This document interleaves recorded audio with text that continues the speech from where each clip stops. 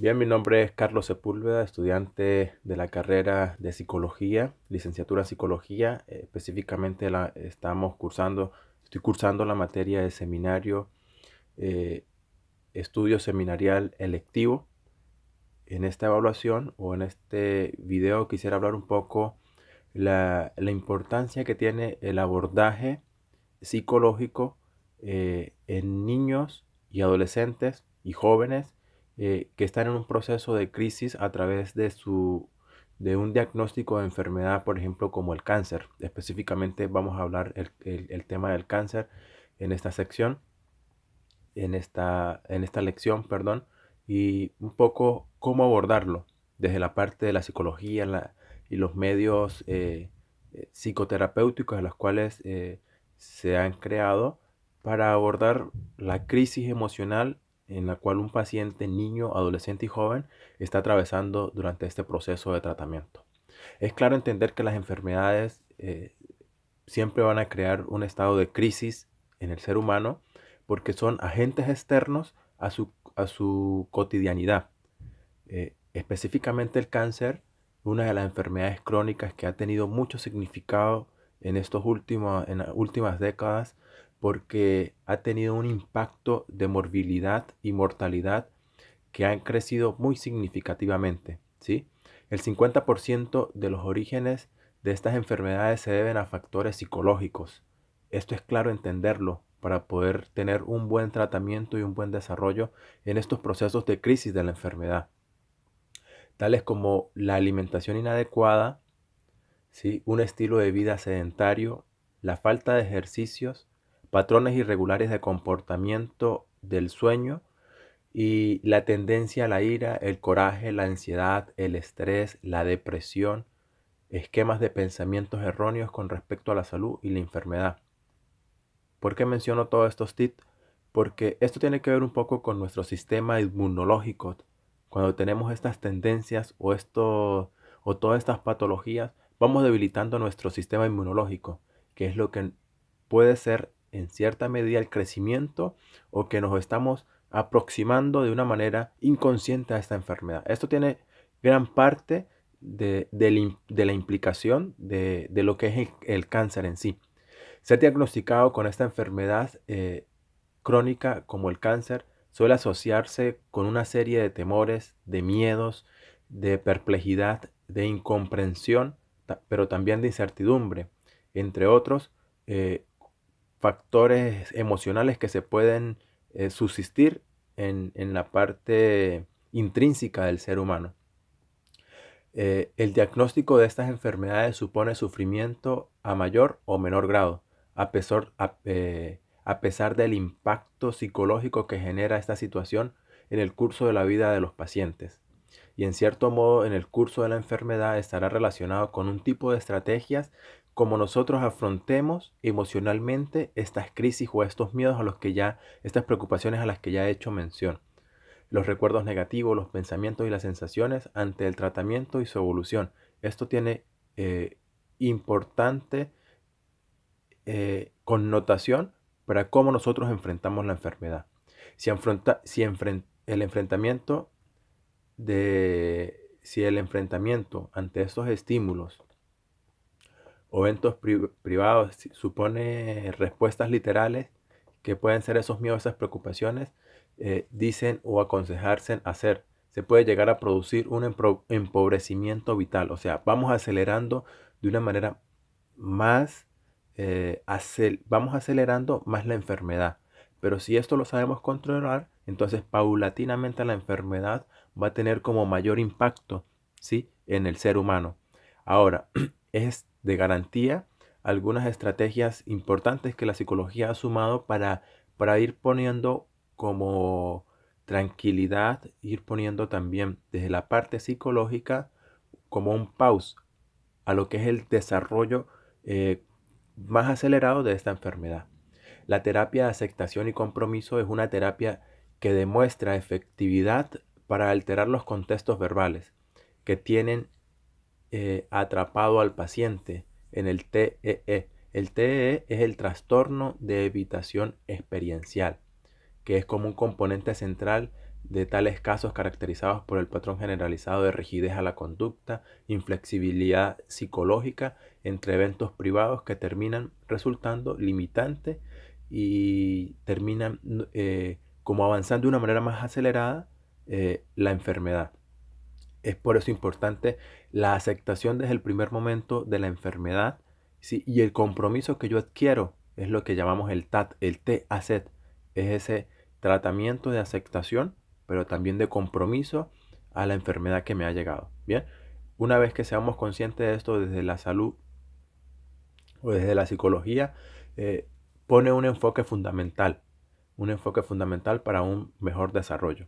Ahora, de una manera muy corta quisiera como expresar algunos de los, o tener en cuenta, dentro de esa crisis emocional tenemos diferentes fases de la enfermedad. La fase uno, que es el diagnóstico, cómo nos enfrentamos nosotros, ese compromiso para aceptar la enfermedad. Como terapeuta, en la persona del terapeuta, cómo hago ver al paciente ese compromiso para que él lo adquiera de una manera significativa y no lo vea como un castigo, como una enfermedad que me viene a agotar, no, sino el compromiso que yo adquiero a la responsabilidad que estoy asumiendo ahora como paciente. Luego la fase del tratamiento, ¿sí? En constatar los efectos secundarios. Es importante el tratamiento, me va a tener unos resultados emocionalmente anímicos que van a influir en la persona. Abordar este tratamiento y asumirlo para tener poco a poco mejor calidad de vida, no ir deteriorando la enfermedad con el consumo de los tratamientos, sino que esto va a traer un poco de mejor calidad de vida. La fase libre de enfermedad, la desaparición, la, esa es la fase de que el tratamiento debe asumir también de que ha quedado sano y que cómo tiene que ser su vida ahora en adelante, ¿sí? Cómo va a ser sus patrones de alimentación, sus conductas emocionales, su parte alimenticia es fundamental. Luego una fase de supervivencia, las dificultades que debo asumir luego de haber padecido una enfermedad. Bue- Viene una parte o una fase bastante compleja, que es donde los niños y los adolescentes pues tienden a tener eh, un grado de crisis emocional bastante vulnerable, pasan a ser bastante vulnerables. Recordemos como estas dos partes más vulnerables en los adolescentes y en los niños, que es la diagnóstico y luego esta fase de recidiva, que es volver a la enfermedad, porque eso va a generar un estado de angustia, de depresión otra vez. La situación emocional que se crea en el paciente es fundamental. Entonces aquí es donde tenemos que poner mayor empeño como terapeutas para poder incidir en la conducta del paciente. Luego, una fase de última, que se llama la fase final de vida, es la preparación emocional del paciente, pero más que todo de su entorno. Es claro tener que la preparación no es tan solo para el paciente, sino su entorno es fundamental. Eso lo vamos a ver un poco entonces en los métodos de intervención. El proceso de desarrollo permanente por su edad de vida y la responsabilidad que tienen los niños y los adolescentes. El terapeuta tiene que poner mayor empeño para poder explicar todas esas fases que varían en su proceso, en las cuales hemos mencionado, porque su estado emocional, por ejemplo, en pacientes adolescentes con cáncer, es muy inestable, porque esos procesos de aceptación de la enfermedad no son tan, no tienen tanta estabilidad. Métodos aconsejables para la intervención. La psicoeducación es una de las principales fases de la formación educacional en el paciente, en sus profesores, la consejería también, de su personal médico tratante, de sus padres, de sus familias, de sus hermanos, la terapia grupal, en pacientes, la reunión con pacientes de su misma edad y la misma situación, y la terapia individual, el abordaje individual hacia él. El informar bien para adquirir herramientas necesarias para combatir su enfermedad. La terapia cognitivo-conductual es una de las que ha tenido mayor envergadura en estos procesos de enfermedades. El saber darle a conocer lo necesario y que sepa todo el proceso de enfermedad para que él sepa o sea, ser realistas con el paciente, para que él sepa que tiene que tener consecuencias.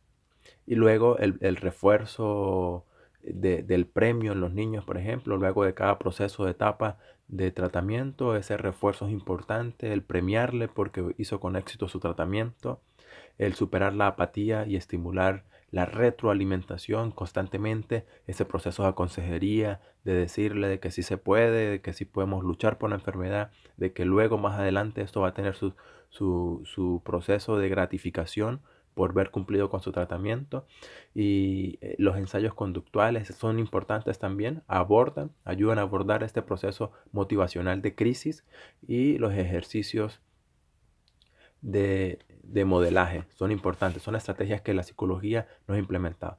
Bueno, muchas gracias. Este es un poco cómo abordar en pacientes niños y adolescentes y jóvenes una de las enfermedades, como ya decía al principio del video, que ha tenido mayor envergadura y en la cual, no sé, dicen por ahí que ya el cáncer va a pasar a ser como en el futuro, como un dolor de muela, algo así, porque es tan creciente, esta enfermedad ha tenido tanto auge, tanto crecimiento, que tenemos que ir educando desde niños a los procesos de alimentación, los procesos emocionales, todo tenemos que tener en cuenta para tratar de darle alargue a que esta enfermedad no llegue a nuestras vidas. Muchas gracias. Hablo en este video el estudiante Carlos Sepúlveda. Hasta luego.